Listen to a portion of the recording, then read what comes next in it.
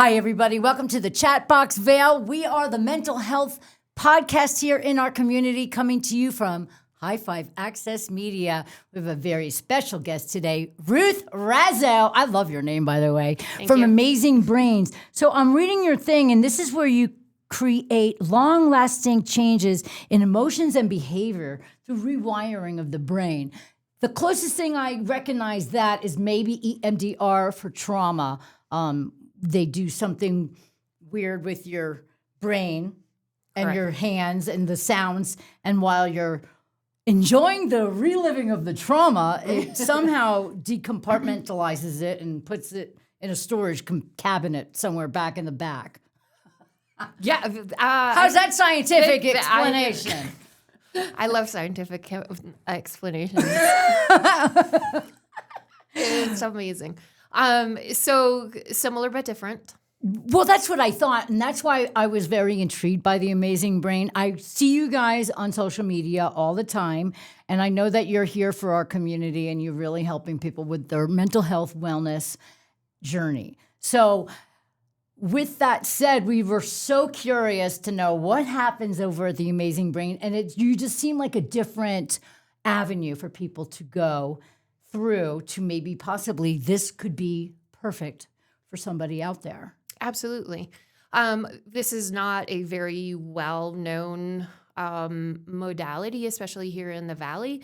It is a growing field, and it's another resource for people who maybe were therapy, traditional talk therapy, even EMDR as such is maybe not quite the thing that is working for them yet. Right.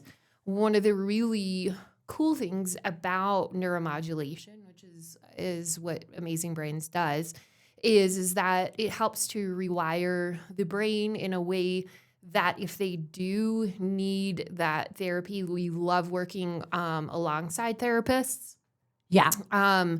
That while we help to address the physiological changes in the brain, they can then go in and then do all the other work, the EMDR, the therapy, and actually make even more progress. In terms of trauma, for instance, trauma will rewire your brain.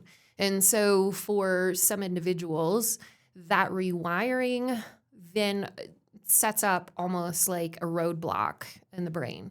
So they come in and they're like, well, there's no, I've done talk therapy, I've done this, I've done that, nothing seems to work, la, la, la. But then they come in and we work on the actual physiological changes in the brain. So we do an EEG, and you can see through the brain mapping where there are imbalances in rewiring in the brain that we then address. So go ahead. EEG, that's where you put on the cap and they put the EEG is like the waves of your thoughts and stuff. So not the thoughts. No, Sometimes I read thoughts. I tell the kids. Oh, you did? That's really cute. This is like incredible. This is something so different. And that's why Jen and I, we didn't even introduce ourselves. Jen Saito and Liz Farron, everybody. Yeah! Well, they know us already, but we're happy to be here with you. And the reason why this is so intriguing is because you're not a last resort. You're just another avenue for somebody that might, like you said, maybe therapy or psychiatrist didn't really, go the route that they wanted to, or maybe it just didn't work because we're all wired differently. Get what I did there? And so the brain is like such an enigma to me. I don't know about you, Jen, but I feel like it plays tricks on us. The brain is fascinating. I know. And I want to know very, more. very tricky. And it is an amazing thing in our bodies because, the things that our brain creates and then takes away from us, but we're not even knowing about it. It's just really intriguing. Like just you said, trauma rewires your brain. Mm-hmm. I know I heard it can change your DNA, but I didn't know it rewires your whole brain. How does that work? It can rewire your brain in a way that prefrontal cortex is where all our emotional processing and such takes place, executive functioning. But when you're in a traumatic situation where you go into a survival mode, that part of the brain to protect itself will shut down, right? And so your brain starts to rewire itself to protect itself. It's a protective mechanism. So that's what flight or fight is about almost. Almost, yeah. Almost. In a way, Right. yes. So you have the fight or flight response, and with that response, as the brain is sending signals throughout all these different neural pathways and into the amygdala, and then we have our sympathetic nervous system response, everything gets rewired, right? Yeah. And so not only are we in a, well, for some people, it can be in that very hyper aroused, oversympathetic state where they can't shut down anymore. There's no safe space for them, right? Anywhere there's no feeling of I am safe in the world. That's and sad. the brain is what I like to call a prediction machine, right? We have all these algorithms that are being fed into our brain, and everything that we learn in the brain gets programmed. And so everything that gets fed into the brain, or as we learn things, the brain is like, oh yeah, I've already seen this. This is how we're going to react.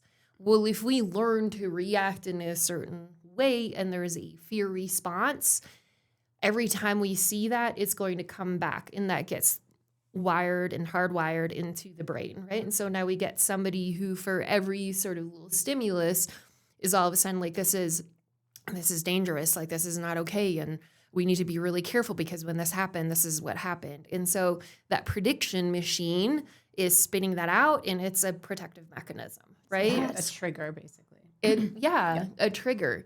And so we try to change that, essentially those algorithms in the brain and those neural pathways, and to bring balance so that somebody who is, for example, super anxious or hyper aroused, can't sleep, you get all these things going on. You're describing the two of us right now. God. We'll have to get you in We there. have to just put our heads together.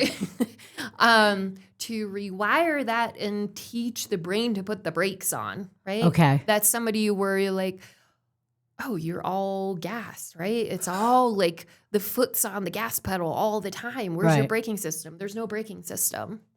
Yeah, that sounds kind of familiar. And it's not very comfortable, right? You're No, you're even in your laying in sleep, bed you're like, and your yeah, brain's right. going and you're thinking about all the things and you're worried about your coworker, your Right. whatever, and you can't turn it off. So we, through neuromodulation, we figure out, okay, where is this all coming from? What is neuromodulation? Neuromodulation is based on the brain's ability to change the neuroplasticity, right? The brain, modulation to change. So Okay. how can we change the brain? Oh, I'm super just impressed with this whole thing. What are you thinking? Well, so I used to, when I was in college, I used to run experiments where I put those caps on, but they were from linguistics experiments. So how, when you're looking at all those lines, how does it tell you which part of the brain is activated? Yeah. And, how do you connect that? They stick juice in what's you. happening? Yeah, what are you asking people where it's like, you're talking about emotions and then watching where that triggers? Yeah, so that's when an we interesting do- question. Yeah. So what we do is we have somebody come in for an EEG. We do a little intake form, and then we put the fun little cap on them, right? The fun little it cap. looks like a little babushka Aw. hat. Yeah. I love it to do it with the kids. They're always they've got their little cheeks out. Oh my gosh. And Kids, they don't need this yet. unfortunately, they do. I know this world. And a lot it's of- tragic. Yeah. So Kids, teenagers, specifically. But Yeah. so we put the little fun cap on, we check, make sure all the connections are good. And the whole point is to get a snapshot of the resting, waking state of the brain, right? What is your idling rhythm? If you're not revving your engine, if you're not sitting in your car, what is that idling? Right? Resting, like a Prius. resting, waking state. So then we run an EEG for eyes closed and we run an EEG for eyes open.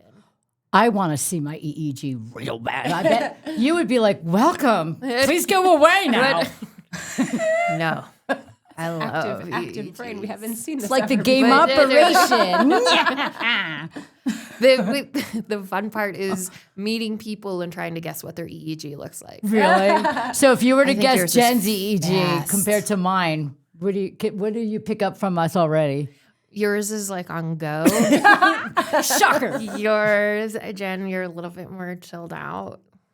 We are that way. We're very true. similar, but yet you are. We talk about like temperament and things like that all the time with somebody talking about how you handle a situation. And Jen's much more calmer, and I'm the crazy psycho Tasmanian devil when something goes crazy or wrong or something like that. So what we are super curious about is, so they're called the Amazing Brain, and this is something that it's not only about traumatic brain injuries. This is about trauma and rewiring your brain to live a happily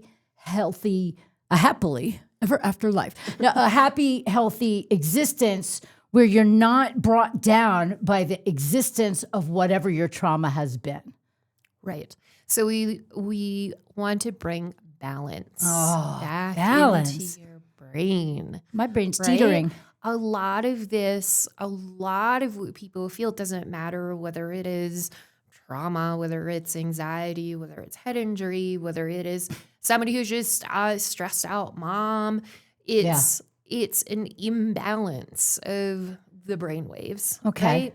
Right? And so when we do the EEG, then I go into it and what we call quantify it, QEEG. Is this right? like when you question somebody or Nope. no? We don't question, like we do the intake. Okay. And then if there's medications, that kind of stuff, then we take into consideration, like, because they have effects on the EEG as well. I ask how much coffee they've had, how much they slept the night before. If they haven't slept enough, I will usually have them rebook the EEG, because sleep is, as you know, one of the biggest influencing factors in our life. Oh, What absolutely. are the two biggest things that we And can it wouldn't do in our read life? proper if we're not rested. Correct. Okay. Because what happens is when somebody is tired, they produce a lot of slow brainwave activity. Slow brainwave activity. Do you mean? Yeah. And that can really skew your EEG. Wow. This is amazing. I know you have a question. No, I got about 3 hours of sleep last night as well. So if I'm sounding like that, I apologize. But I'm more curious about that as well. So just in addition to if you are in the proper mode, what are you asking? Then what happens? So during the EEG, we don't ask anything. Okay, got it. One of the greatest things is that when we look at those EEGs, sometimes I get very skeptical people in. Yeah. And they will give me nothing. Really? So you can literally read their mind. Yes. Wow. So we have I want some energy from her. Okay. Feel that or no? no, all our brain has all these different areas of where there's certain functions and how things are perceived and how we process things. And so when there's an imbalance in those, let's say you have a slowing, okay, there's more slow brainwave activity in your left frontal at a site called F7. That is under what we call Brodmann area. Brodmann areas are different areas of our brain that are split up on the cortex that have all different functions. Wow. And so F7 or Brodmann area 44, 40 and 44, Science. they are responsible for a lot of working memory, verbal processing, some of your being able to interpret language on an emotional level, Okay. right? So you have the social cognition part. Right. Then if the part behind it is affected as well, then you have more memory issues. You start having language issues. People who have a hard time or who have aphasia, unable to put things out, retrieve and put it into the world. Stroke victims is left frontal if they have somebody who has a stroke in the left frontal, that's Right. a lot of they'll It's like a puzzle in experience there, and aphasia. all these pieces fit together. All these little puzzles. Yeah. Wow. And then if you have like, let's say there's all this anxiety in the front of the, or this fast brainwave Yeah. activity in the front of the brain, right? That is a lot of that just spinning in thoughts and like thoughts What about zinging ADHD around. or depression? ADHD will show up. There's 8 different types of ADHD signatures in Oh EEG. my gosh, you're kidding. So Yep. this one here does have adult ADHD. So if you wired her up and stuck her on a machine, you would be able to determine what type of ADHD she might have?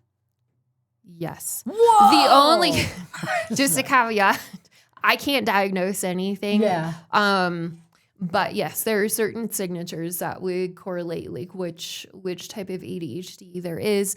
Then in terms of depression, low mood, one of the most common ones is a asymmetry in what we call the alpha brain waves in the front of your brain. And so when you see that, that's a pretty significant signature. And that's actually one of the most researched ones. This is Wow. incredible. Now, this is super cool because I think we're going to have to just schedule something with you because this is so cool, especially for you. I'd love to see, because sometimes I feel like it interrupts your life a little bit Oh, for sure. because you're like this, and then all of a sudden, what happened over here? Because of the ADHD, and that's nothing that anybody should ever feel bad about because it's just part of our brain. It's part Actually of a the superpower. It is. I think tell so the kids too. it's a superpower. I feel like it is because I also think my OCD is a superpower. So when she has ADHD and I have OCD, we work really well Really together. well together. Yeah. Yeah. So also I have a question for you. What about people who have blocked out memory of something super traumatic? Does that show up in your EEG? It doesn't show up in the EEG. There are ways of seeing that they have been exposed to trauma or have experienced trauma. Right. What will happen if I have somebody that I'm working with who has, or that we're working with who has trauma, we will always ensure that they have the best, like have a really big support system behind them, as in therapy, because what will often happen is if you're working with somebody with trauma, a lot of those things can be locked away. And right? they might come out. And it can come out. Oh my gosh. It's like opening Pandora's box. And so some people have stuff in there that they'd never thought about before. They never even knew it existed. And so all of a sudden these things start coming out. So you start doing these sessions and all of a sudden they'll be like, well, things are getting worse. I'm having more flashbacks and these things. But it is in those times where that support system from everybody else, from their therapists and such, is so, so important. And it's very important that you keep working through that, right? This is really incredible. I mean, I'm very fascinated. Oh, absolutely. But so it sounds to me like the EEG is the baseline, but then from there, what happens? Right. What takes place once you have a sort of a knowledge from their EEG as to what you're dealing with. Right. So we look at the EEG and we look at where are the imbalances in the brain. Then we put that together with what are they struggling with, right? Okay. And so because the brain has so many different ways of putting things together and responding and functioning, there's this big piece where we have to piece all the pieces together, right? Wow. And so then from there, we develop a protocol. And so then they come in for 10 sessions, minimum twice a week. It's like designing a fitness program for your brain. Wow. Right? So you go into a gym and you get a personal trainer because, well, your lower back is hurting, your right knee is hurting. And so then we're like the personal trainer that comes in and does now your functional assessment. That's so cool. When you're doing your squats, your knee is caving in and you're not engaging your core. And so let's do some corrective exercises and get you balanced. Wow. And so that's what we do with a brain. A brain is a muscle. right? Yeah. And so we design this exercise program for the brain. And so when they come in, we set these little sensors on the spots that correlate to where we find the imbalances. Okay. And there's all really, This is so cool. I can show you some of the brain maps and like, where is this all coming from? Right. And so then we target those areas and we tell the brain exactly, okay, hi, we need 10 hertz alpha at the back of your brain. So then we program that and we tell the brain, this is what you need to do. Do you like zap it or something? Zapping is not a very scientific term. Do you manipulate anything? We reprogram your brain. Maybe program. I love you so much. That was excellent. That's not very scientific. Zap. I wish it was that easy, right? Yeah. No, it is. It is literally like sending in those signals into the brain to rewire the brain. Wow. And so a typical protocol will go where we do like a little warm-up session, which happens through a protocol called noise, pink noise or brown noise, depending on what your brain is like. Brown noise is 0 to 10 hertz. So you have these beautiful slow brain waves and it goes, or just waves that goes into the brain. It's very soothing. Somebody who is super anxious, who has a hard time sleeping, we put in that brown noise. It just increases that neuroplasticity. It increases that cortical excitability so that when we go in to then teach the brain, hey, this is exactly what we need to do, it's ready, right? You're warmed up, it's ready, it's pliable, and it's stretches. Correct. Stretches and calisthenics for the brain. Exactly. Wow. And then we go into the main set. That's the scary section. That's the main set. No, and then it's like, then we send in, all right, let's say a really great rhythm to send in is 12 to 15 hertz, which is called a sensory motor rhythm. And it is a very balancing brainwave. So if there's something that's going too fast, it'll slow it down. If something is too slow, it'll help speed it up. Wow. Right? So we're bringing balance into the brain. And alongside that, somebody is coming in who's very dysregulated from like nervous system dysregulation. Right. We'll teach different breathing techniques. We'll help with like meditation to help do a little nervous system reset.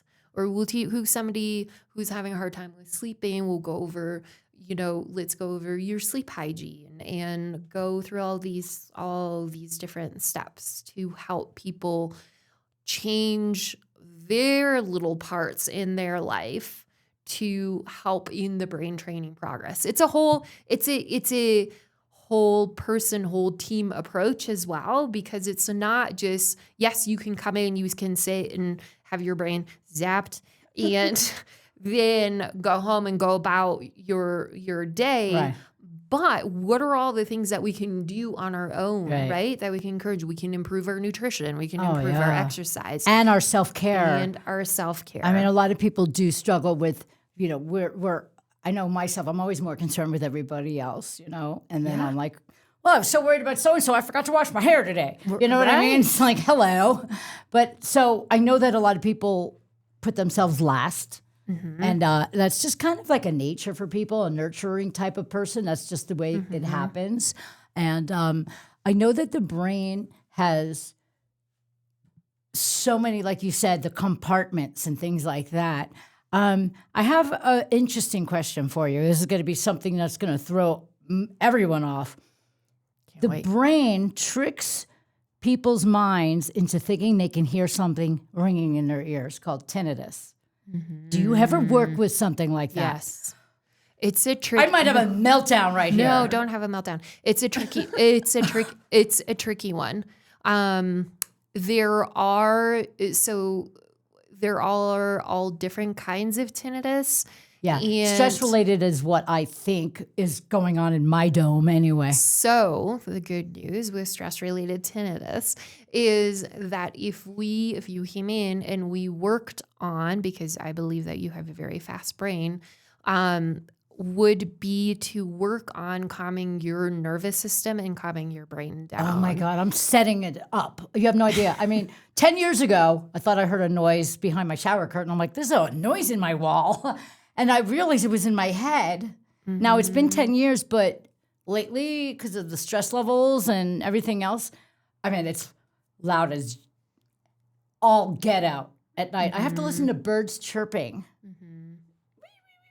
And that, because of the hertz levels that you're talking about and all that stuff, they say there's a hearing loss. I can hear someone drop their keys in Minturn, so I know I can hear very well. But I feel like when I get really stressed out, it's screaming in my ear. Yeah, it's definitely a tricky one for some. I can't make any promises. For some people, there's a little hope if there. There is a little hope, and if we can find some relief, that's great. But there are things that have worked. But it is not a like black and white. This is what we need to do. Well, that's again because putting the pieces together. Exactly. Right? And then you don't know, in fact, if it is stress related or maybe it is hearing loss that has been exacerbated by stress. And then I know that medications take part and they say, oh, well, if you have stress and you have tinnitus, take something for anxiety. This anxiety medication may exacerbate your tinnitus. So, hey, okay, let's like go one big vicious cycle. So you guys are not only helping people with trauma, but something that causes trauma is definitely tinnitus. And I'm sure a lot of people in our community have it. I know 5 people that have it. I know one person that's getting it. And they're talking to me about it. I'm like, because I'm old hat and whatever. But, I'm not going to put a hearing aid on my head. I'm just not going to do that. But so this is why we have you here, because there are so many great results that people could get from an appointment with you guys. Where are y'all located? We're in Eagleville. Nice. Eagleville, Eagle. And then there's an office in Summit County. Oh, wow. You're everywhere. Everywhere. The brain, the ubiquitous brain. I love that. What do you have to ask? So basically, my question is, at what point, like for our listeners, our viewers, what are they experiencing when they're like, okay, I need this? Like, who's your target audience? Like, who is your prime patient? Everybody. Wow. I do get a lot of head injury individuals. I've been working a lot with kids with emotional regulation issues, ADHD issues, focus issues. And then I have all the people who are super stressed out and are struggling with sleep, and mood issues, whether that's depression or anxiety. Or even anger issues. Yeah. Because there's a reason why people are living with anger. Yes. And so you guys can calculate. Yes. And zap. And zap it away. I love this. Well, we've been here for a half an hour already, and I want to learn so much more.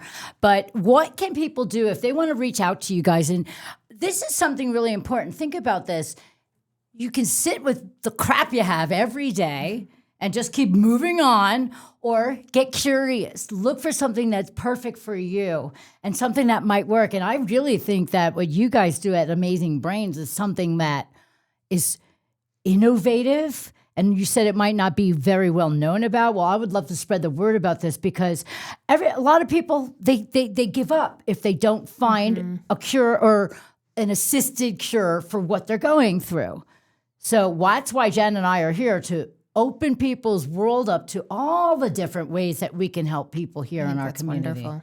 Yeah, you're incredible. I think that there is definitely a lack of awareness around the resources that we do have in this valley. And I don't think that any one resource is the answer. I'm not saying that we are the answer. I think it is. But you could be the answer for somebody. It is. Yeah. And it is a collaboration and a collection of being able to come together and to help our community, because our community is troubled. We have a lot of struggling individuals, a lot. I know. And they deserve to get the help that they need. Aw. And so I think that being there as a resource and being able to connect them with other people as well that could help them is so important. I agree. Now, what made you get into this practice?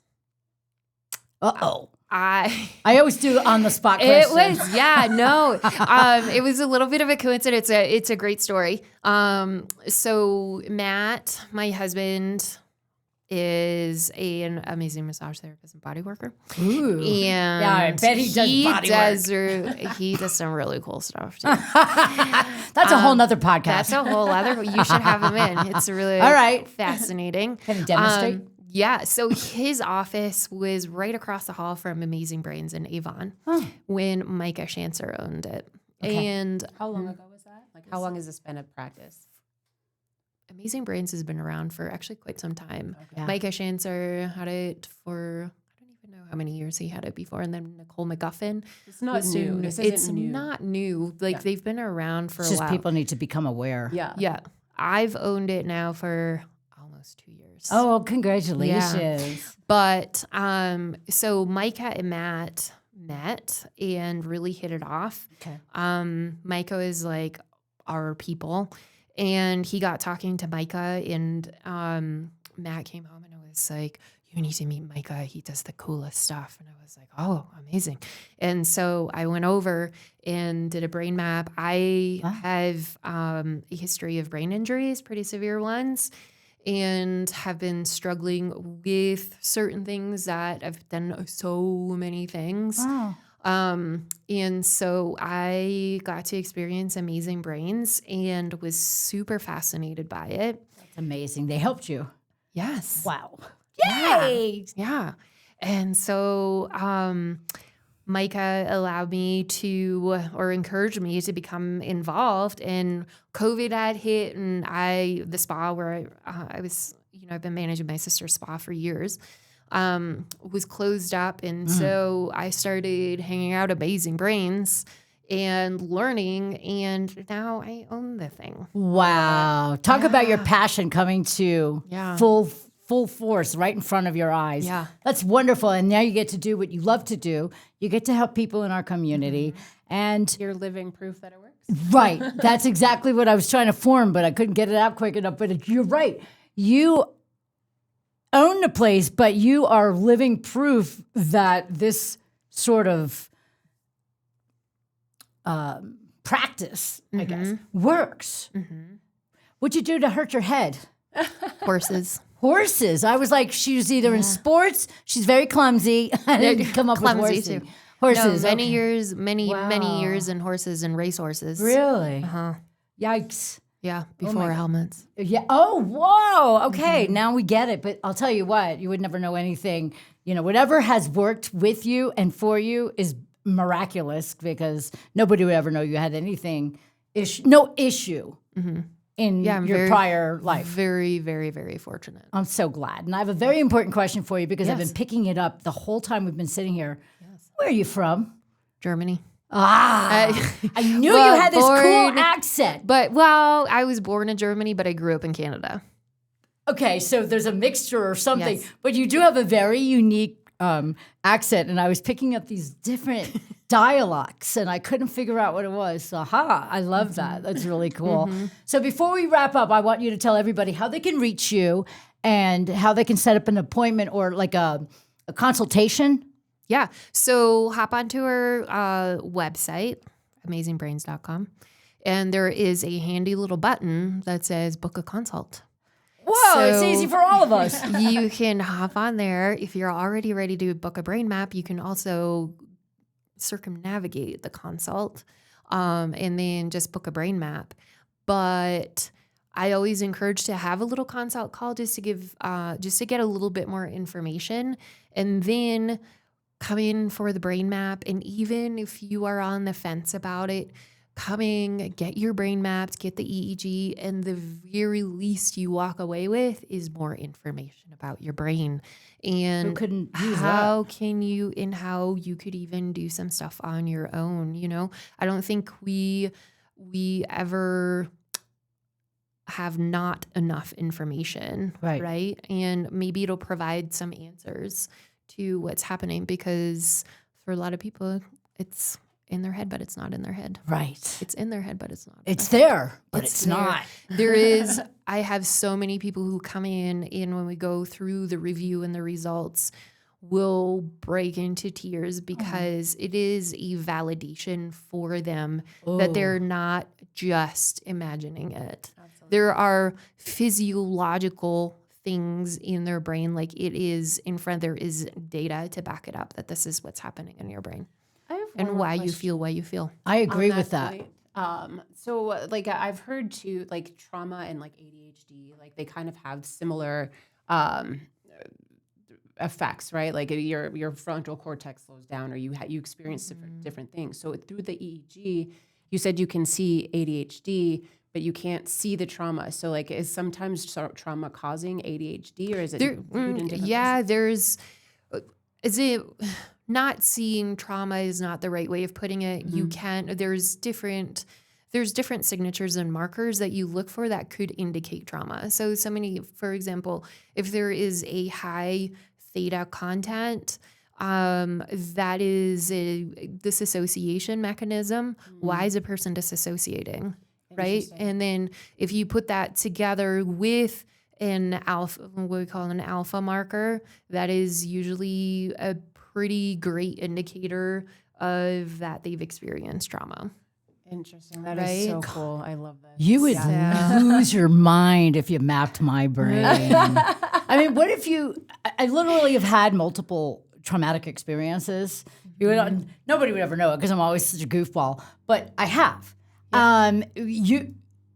Can you like sit down and say, oh my God, look at all these different portions of trauma? Or do you notice extra imbalances because there's more than one trauma in a brain? It's hard to tell like how many traumas. It's also with concussions. I know, or head injuries, people will be like, well, can you tell when it was and how many I've had? I can't. We can't. There are places that have really, really fancy equipment where they can not pinpoint, but generally be able to see like, okay, yeah, you've had several of these. I can kind of look at it, but I can tell that something has happened. I gotcha. Even if it's, if it's been 20, 30 years ago, like it'll show up. And obviously it doesn't matter how many traumas you've had. You can sit down and get a consult and then get a mapping and then maybe do a rewiring. And whether you have had 1 or 5 traumatic experiences, it will still help rewire your brain to make you get through life in a much better fashion. Like the way people respond and react, a lot of times that it wouldn't be how they would normally respond or react. Exactly. But because of whatever has happened between them and their mind, it comes out that way. But then if they're rewired or retrained, then they can actually go about life without, I don't know, let's say blowing up or losing their temper or sobbing in the middle of a movie. Yeah, that's like one of the big things with head injuries is that people experience like all this anxiety or sleep issues, depression issues. So then they go and they get treatment for that, but it's not addressing the underlying issue. There's a reason why they have that. In head injuries, if you already have something that is slightly underlying, or like, you have a faster brain and there is a tendency towards anxiety with head injury, that will or can just blow up into a big issue. Wow. Right? Yeah. So it's coming at it and trying to figure out what is the actual issue here. And so even if I look at it and then we're working on something and the brain is not responding as I think it should, or that we think it should, we look at it and are like, well, is this an inflammatory response? Is there a systemic issue, right? And do we need to have you go see a functional doc? Because if there is neuroinflammation, where is it coming from? Well, there's a direct brain gut axis, right? So if you have inflammation in your gut, it's going directly up into your brain. It doesn't matter how many sessions we do if we can't get that inflammation under control. Right. we're going to be right back where we started. Well, it You can looks see that from the EEG. Yeah. wow. And it just seems like you guys are so thorough and you really are there to care. And that's what I think. My mind is blown by the amazing brains. Do you have any more questions? Because, gosh, we've already run out of time, but you are an amazing guest and we can't wait to have you back. Maybe you can do Thank a you so mapping of much. a brain for one of us or something like that. absolutely. Bring your husband in, we'll get a massage, we'll get mapped out and all balanced at the same time. Ruth Razzo, everybody, from Amazing Brains in Eagle Vale. And this is something that everybody can really probably benefit from. So this is a wonderful thing, amazingbrain.com. Brains or brain? Amazing brains. There's more than one, people. There's more than one. All right. And do you have any other final thoughts? No, just thank you so much for being here. Thank This you for is having really me. cool modality. I love that. And I know. I'm really intrigued and want to try it's this. And Ruth, do you have anything to say to people that would give them a little boost to give you a call? Come and amaze yourself with your brain. There you go. My, what a I gotta big work on brain that you one. have. No, it's super fascinating. Just Yeah, come it and really see, check is. it out. I think it's a little scientific, but it's something that everybody can benefit from, and that's why we brought you on today. Thank you We so are the much for Chat having me. Box Vale, always helping you with your mental health and your wellness. And Ruth Razzo from Amazing Brain is one of those people, and we are super happy to have you here. And we'll be back again next time here at the Chat Box Vale, coming to you from High Five Access Media. Yay!